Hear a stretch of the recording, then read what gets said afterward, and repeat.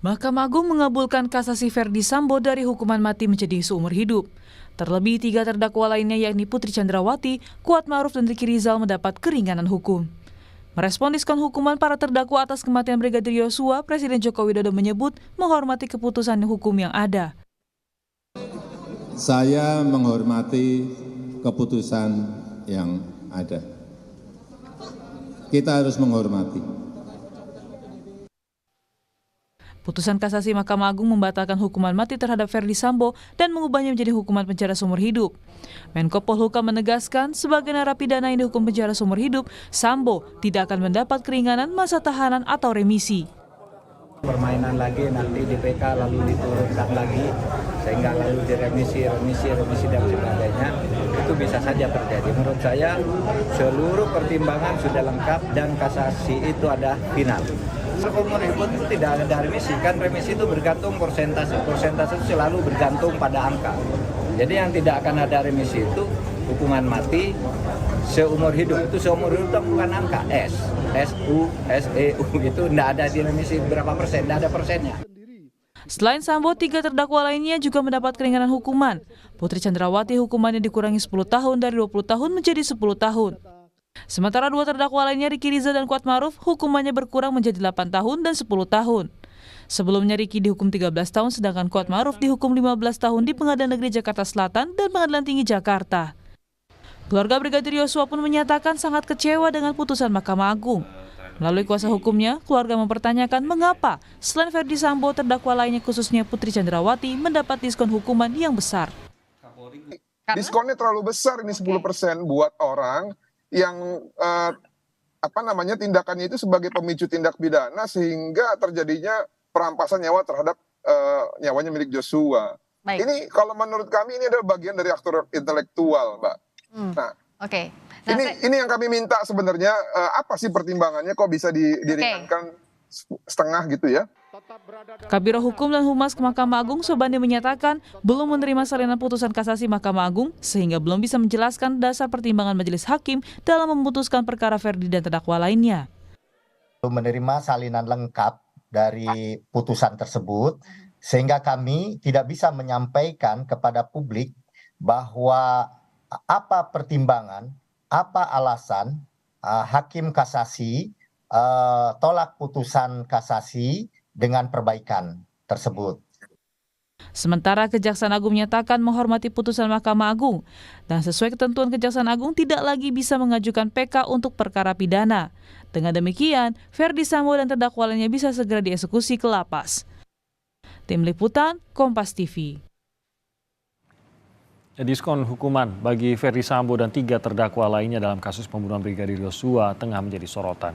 Bagaimana tidak? MA tak segan-segan memberikan keringanan hukuman yakni dari hukuman mati menjadi penjara seumur hidup. Lalu apakah putusan kasasi MA ini masih bisa berkurang lagi dan apakah para terdakwa masih bisa mengajukan PK? Kita akan membahasnya dengan 2 narasumber ada satu narasumber hari ini, ada pakar hukum pidana Mas Heri Firmansyah. Selamat pagi Mas Heri. Selamat pagi Mas Timothy, salam sehat. Salam sehat juga untuk Anda Mas Heri. Terkait dengan apa yang sudah kita ketahui putusan MA terkait dengan kasasi Ferdy Sambo, sudah ada banyak komentar. Pak Jokowi juga mengatakan, Presiden mengatakan bahwa menghormati putusan MA ini.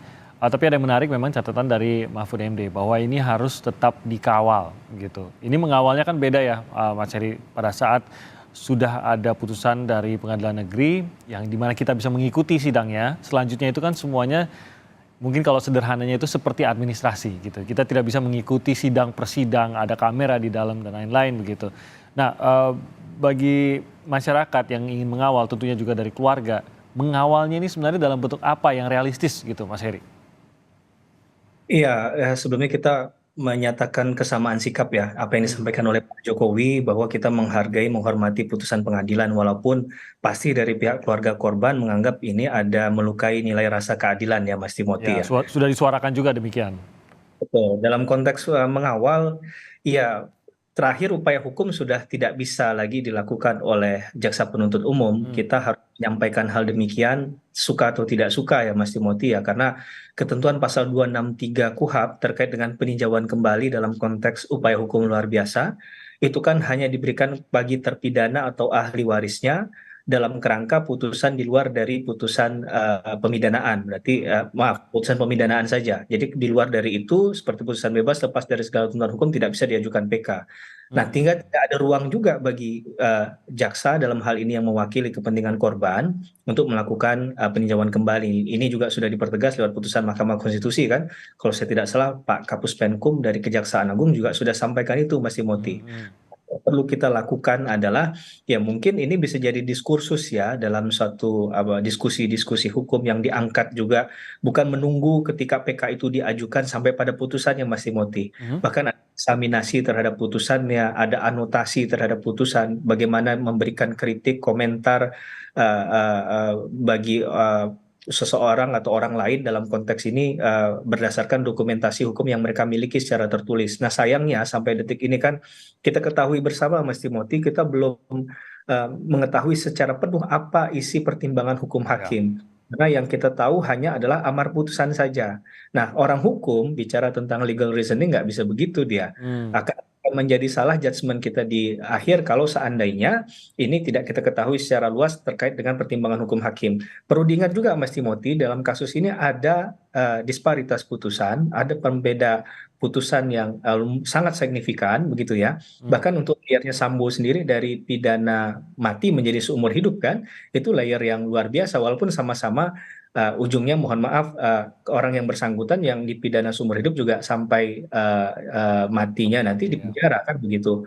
Untuk kasus PC misalnya ada diskon tadi ya yang luar biasa dari 20 tahun menjadi 10 tahun. Nah, ini kan persoalan fakta hukum yang sudah dibahas habis-habisan dan kita saksikan bersama secara teliti di pengadilan lewat media elektronik, media massa, itu kemudian seakan-akan menjadi runtuh semua dengan pertanyaan besarnya adalah kok bisa terjadi disparitas terhadap dalam konteks keadaan serupa, kejahatan yang sama, tapi pendapat hukum hakimnya terhadap pemidanaannya bisa berbeda. Apalagi yang dikoreksikan adalah putusan akhirnya ya, pemidanaannya kemudian perbaikan secara redaksi kata-kata juga terkait dengan turut serta menjadi secara bersama-sama. Nah, ini jadi persoalan hukum juga di ranah diskursus hukumnya tadi, Mas Timothy. Kemudian ada dissenting opinion lagi, Mas Timothy, di sana. Berarti ada putusan hakim yang tidak bulat. Walaupun dalam ketentuan pasal 182 KUHP ayat A dan B itu kan dikatakan arah dari putusan hakim awalnya adalah musyawarah mufakat secara bulat. Kalau dia tidak bisa bulat, maka diambil putusan dengan suara terbanyak, dengan vote.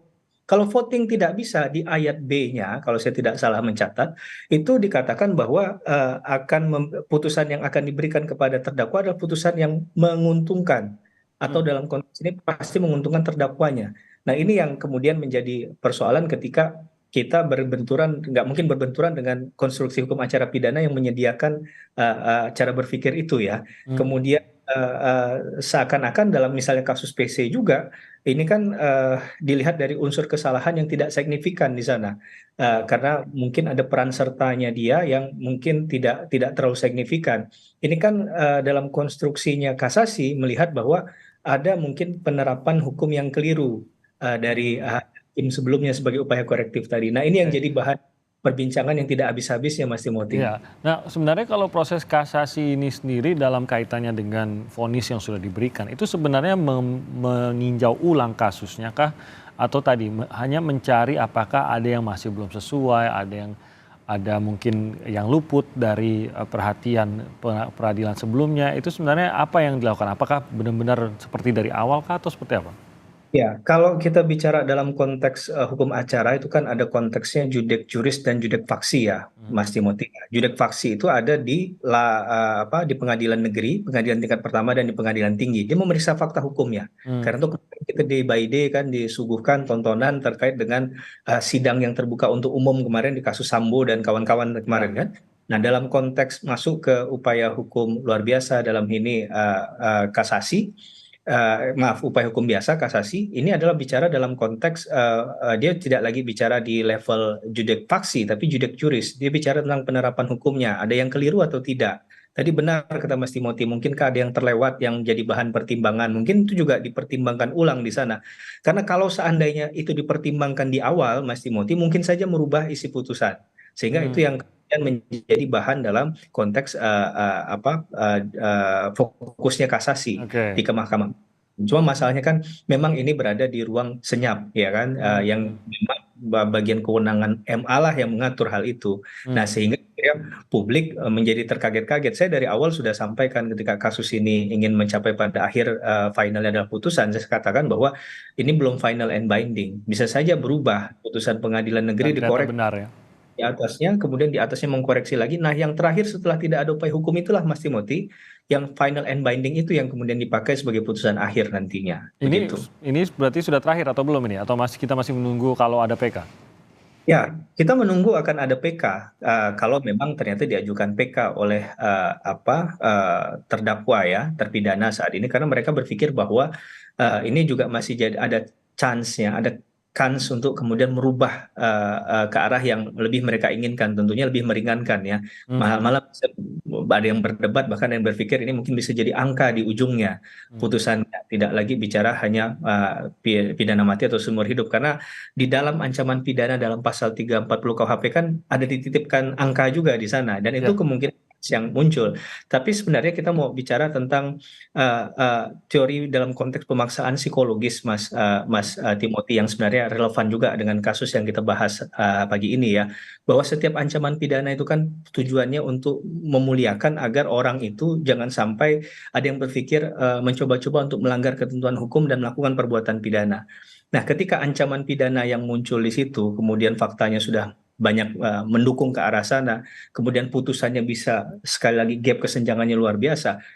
Yang kita khawatirkan jangan-jangan pelaku kejahatan mulai berpikir untuk ya lakukan saja kejahatannya, karena walaupun ada koreksi nanti bisa menguntungkan. Mudah-mudahan itu tidak terjadi. Ini hanya pesan jangan sampai yang dikhawatirkan banyak masyarakat luas yang mungkin juga bukan orang hukum tapi ternyata concern terhadap isu hukum semacam ini menjadi kenyataan. Nah, mudah-mudahan Mahkamah Agung ke depan ya melakukan pengawasan ketat terhadap kasasi, khususnya semua perkara ya. Tapi yang paling penting adalah perkara yang menarik atensi publik juga. Nah, ini untuk disampaikan ke publik gitu. Dan PK ini karena ini merupakan hak dari terpidana, sehingga kemungkinannya hanya pengurangan hukuman ya. Kalau kembali lagi seperti menjadi hukuman mati ataupun menaikkan lagi angka hukuman dari 3 terpidana lainnya, itu tidak mungkin ya, hanya mungkin menurunkan ya Mas Heri?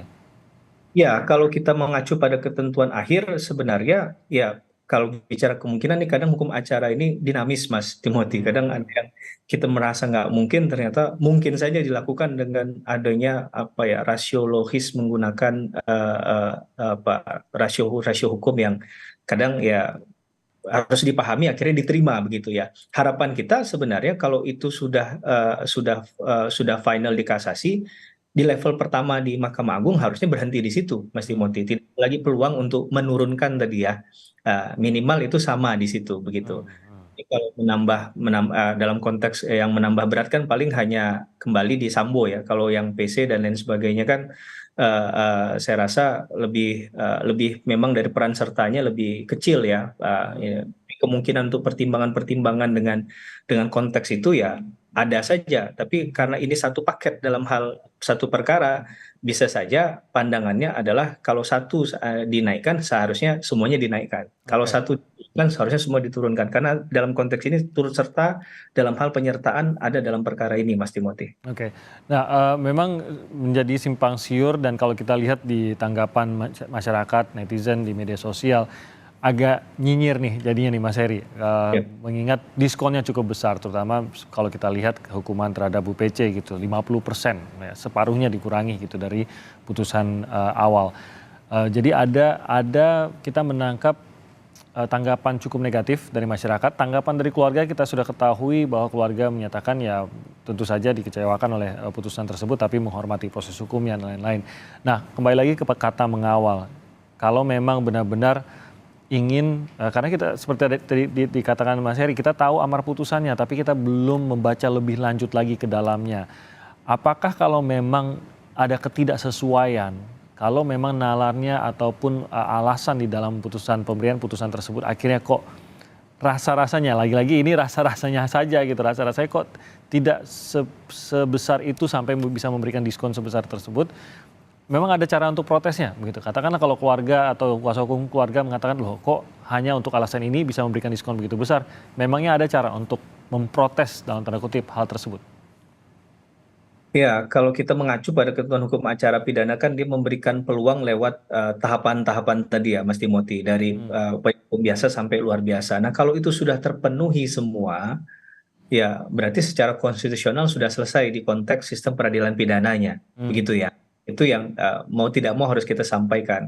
Tapi kita juga perlu menyampaikan lewat forum ini bagi Mahkamah Agung misalnya, bahwa ketika saya misal jadi lawyer begitu ya, dapat diskon 1 hari saja, itu klien saya senangnya luar biasa, Mas Timothy.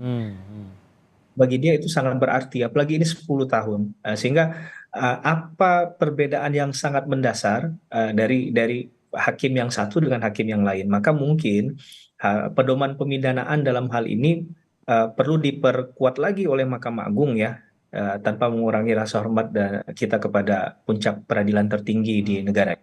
Ya, kita meminta seandainya ada pedoman pemidanaan yang lebih rigid begitu untuk kasus-kasus tertentu. Ya, karena jangan sampai apa ya, sekali lagi ini kan bicara dengan, mohon maaf ya Mas Timothy, ada trust di sana, kepercayaan hukum masyarakat terhadap kasus. Jangan sampai hanya satu kasus mengakibatkan ada generalisir, ya, mengeneralize semua kasus akan seperti itu. Apalagi ini sudah atensi publiknya luar biasa, Mas Timothy. Orang untuk kasus yang mohon maaf viral saja, kok bisa putusannya begini kan, membingungkan banyak orang. Walaupun tadi Mahkamah Agung punya kewenangan, tapi ingatlah bahwa dalam satu putusan kan nggak hanya bicara legal justice, Mas Timothy. Ada moral justice, ada social justice, bahwa hakim juga bertanggung jawab penuh dalam hal ini, bukan hanya kepada yang berperkara, tapi juga kepada Tuhan Yang Maha Esa kan. Jadi ini penting untuk kita sampaikan, Mas Timothy. Ya. Baik, Mas Heri Firmansyah, terima kasih banyak atas waktunya bersama kami pada pagi hari di Sapa Indonesia Pagi. Salam sehat, Mas Heri. Salam sehat, Mas Timothy. Terima kasih. Terima kasih.